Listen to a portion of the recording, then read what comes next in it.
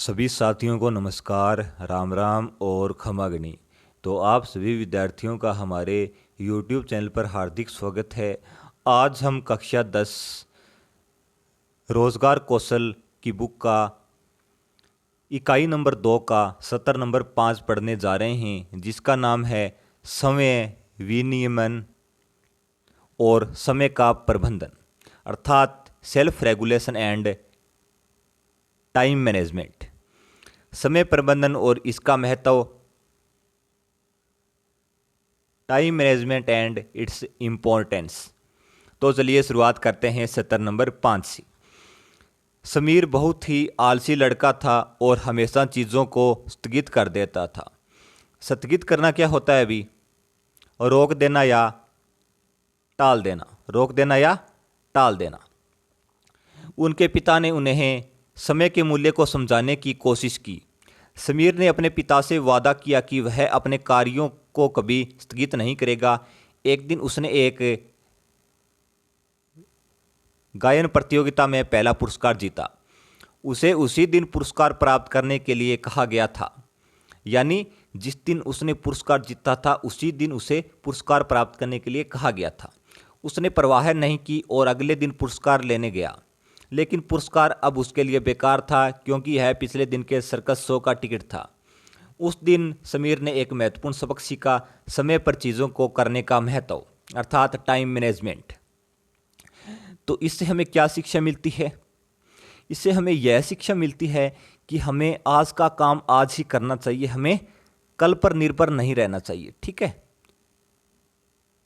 जो आज का काम है वो आज करें, अगले दिन पर ना छोड़ें। तो इसमें क्या है, समीर के माध्यम से एक इसने उदाहरण दिया है, अर्थात समीर ने पुरस्कार भी जीता, लेकिन उसने समय की परवाह नहीं की और वह अगले दिन पुरस्कार लेने गया तो अगले दिन उसको पुरस्कार नहीं मिला। तो ये मुख्य रूप से इसने ये बताने की कोशिश की है कि हमें समय प्रबंधन अर्थात टाइम मैनेजमेंट का मुख्य रूप से ध्यान रखना चाहिए। ठीक है, आगे चलते हैं। समय प्रबंधन योजना बनाने और नियंत्रित करने की क्षमता है कि आप अपने दिन के समय को अच्छी तरीके से कैसे बिताते हैं और वह सब करना चाहते हैं जो आप करना चाहते हैं। अच्छे समय प्रबंधन कौशल का उदाहरण तब होगा जब आप स्कूल के तुरंत बाद अपना होमवर्क पूरा करने का निर्णय लेंगे, ताकि आपके पास शाम को टीवी देखने का समय हो। तो ये होता है अच्छा टाइम मैनेजमेंट। ठीक है, अब क्या दिया है, समय का प्रबंधन का उदाहरण और गैर उदाहरण। चलिए इसको देख लेते हैं। अच्छा उदाहरण और गलत उदाहरण कौन सा है?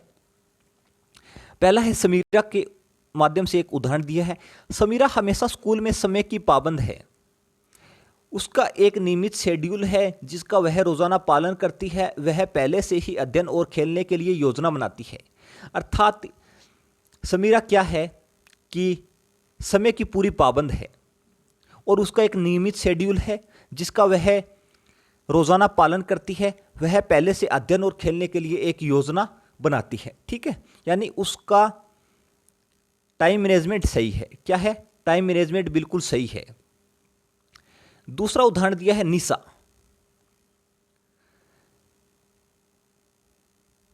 निशा आमतौर पर काम करने के लिए देरी से पहुंचती है। वह समय पर अपने असाइनमेंट जमा नहीं करती है। वह कभी कभी कुछ गतिविधियों को छोड़ देती है और सौंपे गए मुख्य कार्य भूल जाती है। तो ये इसका गैर उदाहरण दिया है, अर्थात इनका टाइम मैनेजमेंट सही नहीं है, जिससे वह अपने कार्य को देरी से करती है, असाइनमेंट समय पर जमा नहीं करती है, वह कुछ गतिविधियों को छोड़ देती है और सौंपे गए मुख्य कार्य भूल जाती है। आगे है, समय प्रबंधन एक सोच का कौशल है जो आपकी मदद करता है। क्या है समय प्रबंधन?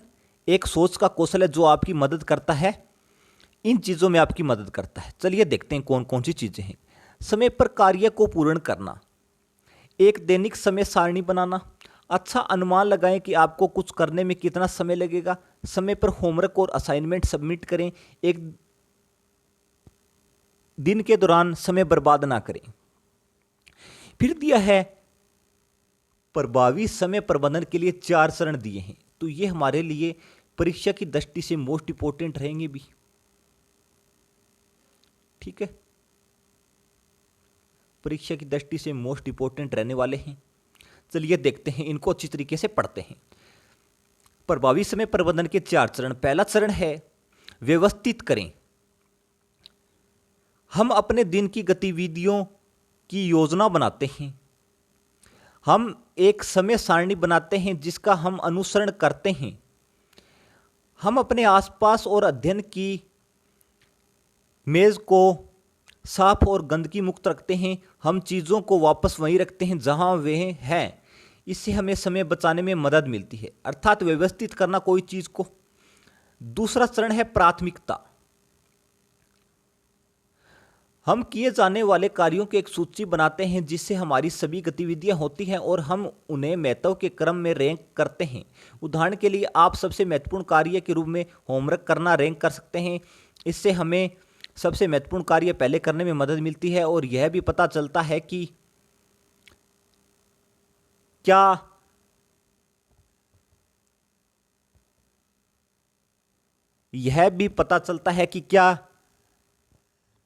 लंबित है, अर्थात कौन सा कार्य हमने कर लिया और कौन सा हमारा कार्य पड़ा है। ठीक है। तीसरा चरण है नियंत्रण। हमारी गतिविधियों और समय पर हमारा नियंत्रण है। हमारी जो भी गतिविधियां हैं उन पर समय का पूरी तरीके से नियंत्रण होता है। हम समय की बर्बादी से बचते हैं, जैसे फोन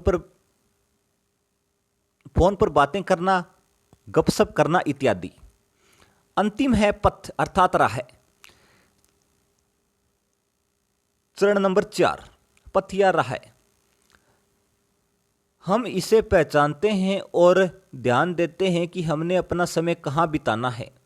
इससे हमें यह पता लगाने में मदद मिलेगी कि हमने अपने समय का प्रभावी ढंग से उपयोग किया है या नहीं किया है। यह हमें समयबद्ध गतिविधियों की पहचान करने में भी मदद करता है। तो ये प्रभावी समय प्रबंधन के लिए 4 चरण थे। पहला चरण है व्यवस्थित करना, दूसरा है प्राथमिकता, तीसरा है नियंत्रण और चौथा है पथ। ठीक है, आगे चलते हैं। आगे दिया है प्रभावी समय प्रबंधन हेतु 4 चरणों का अभ्यास करने के सुझाव। अर्थात हमने जो इसके प्रभावी समय के 4 चरण पढ़े हैं उसका अभ्यास किस प्रकार कर सकते हैं, उसके लिए सुझाव दिए हैं कुछ महत्वपूर्ण रूप से, जो हम पढ़ लेते हैं। तो पहला सुझाव है किसी भी नियोजित गतिविधि में देरी या स्थगित करने से बचें। अपने कमरे और स्कूल डेस्क को व्यवस्थित करें। नो डिस्टर्बेंस जोन विकसित करें जहां आप महत्वपूर्ण कार्यों को पूरा कर सकें। प्रतीक्षारत समय का सदुपयोग करें। एक टू डू या करने योग्य कामों की सूची तैयार करें। प्राथमिकता तय करें। व्यर्थ गतिविधियों की जगह उत्पादक गतिविधियां करें। तो ये हमारा सत्र नंबर 5 था, time management and its importance, अर्थात समय विनियमन और समय का प्रबंधन। अर्थात मुख्य रूप से इससे हमें क्या शिक्षा मिलती है, डेली लाइफ के बारे में इससे हमें अच्छी शिक्षा मिलती है। अर्थात हमें अपना जो भी कार्य है वो समय पर पूरा करना चाहिए और दूसरों पर आश्रित नहीं रहना चाहिए। आज का काम आज ही करना चाहिए, कल पर निर्भर नहीं रहना चाहिए। तो ये सत्र हमारे लिए बेहद इंपॉर्टेंट था। ठीक है, आगे देखते हैं प्रायोगिक अभ्यास। प्रायोगिक अभ्यास क्या है इसको भी देख लेते हैं। तो ये सिर्फ विद्यार्थियों का कार्य है जिसके माध्यम से विद्यार्थी इसका अभ्यास कर सकते हैं। गतिविधि नंबर 1 दी हुई है और गतिविधि नंबर 2 दी हुई है। तो इसके माध्यम से आप इसका अभ्यास कर सकते हो, जिसके माध्यम से आप इसको अच्छी तरीके से कर सकते हो। फिर है अपनी प्रगति जांचें। फिर आगे क्वेश्चन आंसर इनको भी देख लेते हैं। पहला है समय प्रबंधन क्या है और आप अपने समय का प्रबंधन कैसे कर सकते हैं। तो ये अभी हम पढ़ के आए हैं पेज नंबर 60 पर। समय प्रबंधन क्या है और आप अपने समय का प्रबंधन किस प्रकार करते हैं। ठीक है। दूसरा क्वेश्चन है, आपका समय कैसे ट्रैक कर सकता है। पेज नंबर 61 पर अभी अच्छी तरीके से पढ़ के आए हैं हम। आपने क्या सीखा, इस सत्र के पूरा होने के बाद आप यह करने में सक्षम होंगे। समय प्रबंधन के महत्व का वर्णन करें, क्या महत्व है इसका, पेज नंबर 62 पर अच्छी तरीके से बताया है मैंने। प्रभावी ढंग से समय के प्रबंधन के लिए चरणों की सूची बनाएं, तो ये हमने पेज नंबर 61 पर इसके 4 चरण अच्छे तरीके से पढ़ के आए हैं, जो मैंने बताया था कि परीक्षा की दृष्टि से मोस्ट इंपॉर्टेंट रहेंगे। थोड़ा याद कर लेना इस चीज को। ठीक है। और अंतिम है, एक दिन अर्थात प्राथमिकता के क्रम में करने वाली आवश्यक विभिन्न गतिविधियों की सूची बनाएं, तो ये पेज नंबर 61 पर है। अर्थात एक दिन में हम कौन कौन से कार्य करते हैं, तो उनकी आपको सूची बनानी है। ठीक है। तो ये हमने कर लिया। आई होप आपको अच्छी तरीके से समझ में आया होगा। अगर आपको ये वीडियो और ये फिर क्लास पसंद आई हो तो आप लाइक, सब्सक्राइब और शेयर जरूर करें और सभी विद्यार्थियों तक शेयर करें, ताकि सभी विद्यार्थी इसका फ़ायदा उठा सकें। धन्यवाद।